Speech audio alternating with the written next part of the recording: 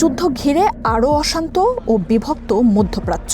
গোটা অঞ্চলে ইসরায়েলি প্রধানমন্ত্রী অশান্তি ছড়িয়ে দিচ্ছেন বলে অভিযোগ করেছেন তুর্কির president Recep Tayyip Erdogan. Türkiye'nin dostluğunun kadro kıymetinin bilinmesinin önemine ভবিষ্যৎ হোক নিরাপদ, বিনিয়োগ হোক বিশ্বস্ত, আর আমার পছন্দ সল্ট বে।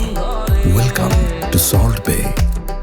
বৃহস্পতিবার আঙ্কারায় নিজ দলের এক সম্মেলনে এই যুদ্ধকে মধ্যপ্রাচ্যের টার্নিং পয়েন্ট বলে মন্তব্য করেন তুর্কির প্রেসিডেন্ট।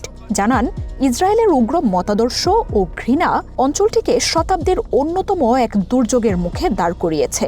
নেতানিয়াহুর শুরু করা যুদ্ধ পুরো অঞ্চলে রক্ত ও বারুদের গন্ধ ছড়িয়ে দিয়েছে। এরদোয়ান জানান, কোনো অপরাধ না করা শিশুরাও তাদের শ্রেণীকক্ষে মিসাইল হামলার শিকার হচ্ছে।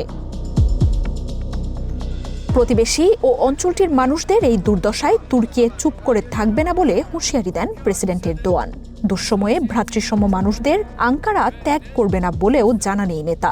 এরদোয়ান বলেন, শুধু ইরানের যুদ্ধই নয়, ধাপে ধাপে লেবাননকে দখলের পরিকল্পনার দিকে এগিয়ে যাচ্ছে ইসরায়েল। মাসব্যাপী এই যুদ্ধে আন্তর্জাতিক সব আইন ভঙ্গ করা হয়েছে বলেও অভিযোগ করেন তিনি। যুদ্ধে হাজার হাজার মানুষের প্রাণহানির ঘটনায় গভীর শোক জানান তুর্কির প্রেসিডেন্ট। ইরান, ইরাক, বৈরুত বা রিয়াদের প্রাণ হারানো মানুষগুলোর চোখের পানিতে কোনো পার্থক্য নেই বলেও মন্তব্য করেন তিনি।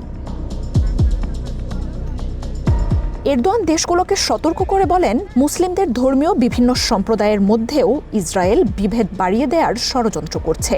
তিনি বলেন, মিসাইল ও বোমার শব্দ যখন শেষ হবে, তখনও প্রতিবেশী এসব দেশকে একসাথেই থাকতে হবে। যুদ্ধ শুরুর পর থেকে আল আকসায় নামাজ বন্ধ রাখার ইসরায়েলি পদক্ষেপের তীব্র সমালোচনাও করেন এই নেতা। কোনো পরিস্থিতিতেই মুসলিমদের এই অধিকার বঞ্চিত করার সুযোগ নেই বলে মন্তব্য করেন তিনি। asıl perdenin arkasında gizlenen kısmına odaklanıyor. যুদ্ধ বন্ধে আবারও কূটনৈতিক প্রচেষ্টার উপরই গুরুত্ব দেন তুর্কির প্রেসিডেন্ট। আঙ্কারা এই চেষ্টায় সক্রিয় তৎপরতা বজায় রাখবে বলেও প্রতিশ্রুতি দেন তিনি। Hiçbir senaryoyu dışlamıyor. Her şeyi এদিকে ইরানের সমর্থনে যুদ্ধে যোগ দিতে এক মুহূর্তও দ্বিধা করবে না বলে জানিয়েছে ইয়েমেনের সশস্ত্র বিদ্রোহী গোষ্ঠী হুথি। বৃহস্পতিবার টেলিভিশনে দেয়া এক বার্তায় দলটির নেতা জানান, প্রয়োজন হলেই সামরিক পদক্ষেপের জন্য তৈরি তারা। আমেরিকা ও ইসরায়েলের আগ্রাসনের বিরুদ্ধে বাকি মুসলিম দেশগুলোকেও ঐক্যবদ্ধ হওয়ার আহ্বান জানান তিনি।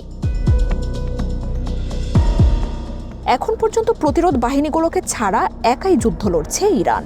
বিশ্লেষকরাও বলছেন, সংঘাতে ইরানের সাথে যোগ দিতে উপযুক্ত সময়ের অপেক্ষায় রাখা হয়েছে ইয়েমেনের সশস্ত্র গোষ্ঠীটিকে। বাহিনীটির যুদ্ধে যোগ দেয়া তেল আবিব ও ওয়াশিংটনের উপর সর্বোচ্চ চাপ হয়ে আসতে পারে বলে মনে করছেন বিশ্লেষকরা। মার্জিয়া উপমা, ওয়ান ইন্টারন্যাশনাল ডেস্ক।